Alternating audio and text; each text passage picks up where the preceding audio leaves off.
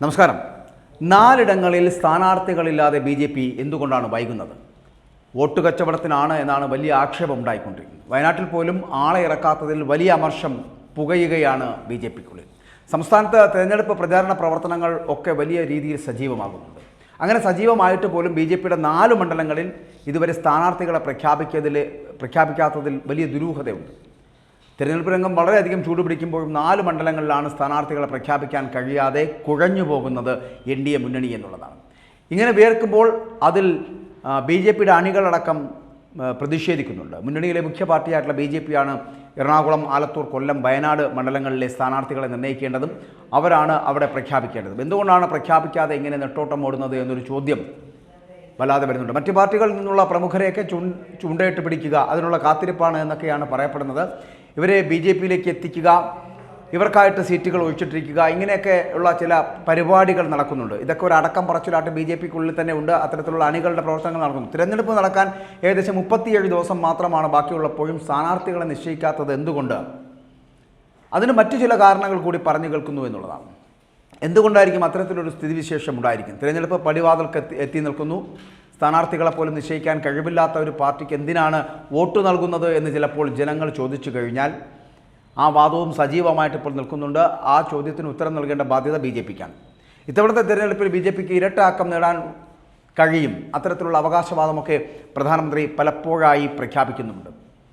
പക്ഷേ സ്ഥാനാർത്ഥികളെപ്പോലും നിശ്ചയിക്കാനാവാത്ത ഗതികേടിലേക്ക് ഒരു പാർട്ടി ചെന്നുപെടുക, ഒരു പാർട്ടിയുടെ നേതൃത്വം ചെന്നുപെടുക എന്ന് പറയപ്പെടുന്നത് വല്ലാത്ത ഗതികേടാണ്. കഴിഞ്ഞ 3 മാസത്തിനിടെ 5 തവണയാണ് നരേന്ദ്രമോദി കേരളം സന്ദർശിച്ചത്.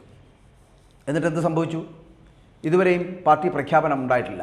ദീർഘകാലമായി പാർട്ടിക്കായി പ്രവർത്തിക്കുന്നവരെ തഴഞ്ഞു നിർത്തിക്കൊണ്ട് സ്ഥാനമോഹികൾക്കായിട്ട് ഇങ്ങനെ സീറ്റ് മാറ്റി വയ്ക്കുകയാണ്, അല്ലെങ്കിൽ മറ്റ് പാർട്ടികളിൽ നിന്ന് വരുന്ന നേതാക്കൾക്ക് വേണ്ടി സീറ്റ് മാറ്റി വയ്ക്കുകയാണ്. അങ്ങനെ നേതാക്കൾക്കും അണികൾക്കും ഇടയിലൊക്കെ വലിയ പരാതികൾ നിലനിൽക്കുന്നു. ഈ അമർഷമൊക്കെ മുൻ പ്രസിഡന്റ് CK പത്മനാഭൻ അടക്കം പ്രകടിപ്പിക്കുകയും ചെയ്തിട്ടുണ്ട്. അത് നമ്മൾ കാസർഗോഡ് കണ്ടതുമാണ്.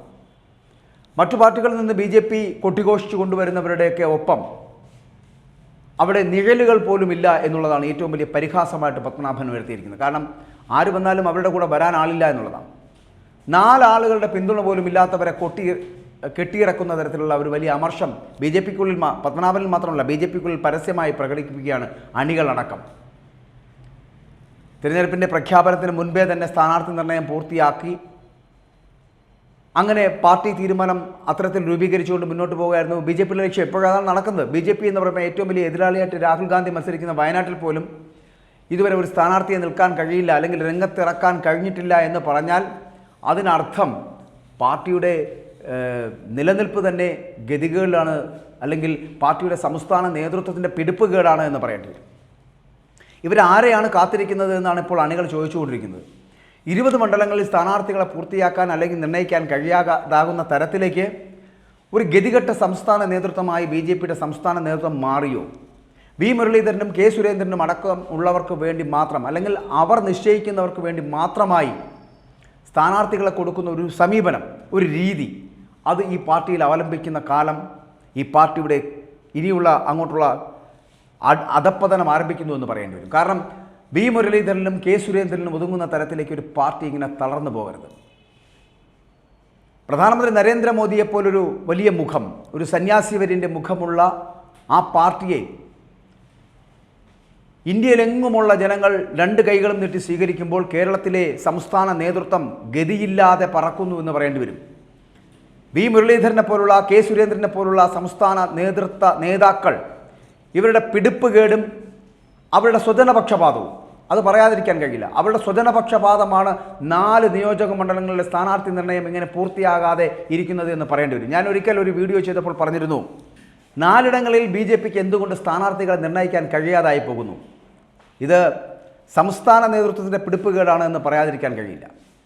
സന്യാസി വര്യനെ പോലൊരു പ്രധാനമന്ത്രി ഇന്ത്യ ഭരിക്കുമ്പോൾ, BJPയുടെ നേതൃനിരയിൽ ഉണ്ടായിരിക്കുമ്പോൾ, ബാക്കിയുള്ള എല്ലാ സംസ്ഥാനങ്ങളിലും BJPയുടെ സംസ്ഥാന നേതൃത്വങ്ങൾ സ്വീകരിക്കുന്ന മാർഗങ്ങൾ വളരെ കൃത്യമായി അവലംബിച്ച് മുന്നോട്ട് പോകുമ്പോൾ കേരളത്തിലെ മാത്രം സംസ്ഥാന നേതൃത്വം ഇങ്ങനെ ഗതിയില്ലാത്ത തരത്തിലേക്ക് പോകുന്നു എന്നുള്ളത് ആ പാർട്ടിക്ക് മാത്രമല്ല ക്ഷീണം, അതിൻ്റെ ദേശീയ നേതൃത്വത്തിലേക്ക് എത്തപ്പെടുന്ന വ്യക്തികൾക്ക്, നേതാക്കൾക്ക്, പ്രധാനമന്ത്രി നരേന്ദ്രമോദിക്ക് അടക്കം നാണക്കേടുണ്ടാക്കുന്നു എന്ന് പറയാതിരിക്കാൻ കഴിയില്ല.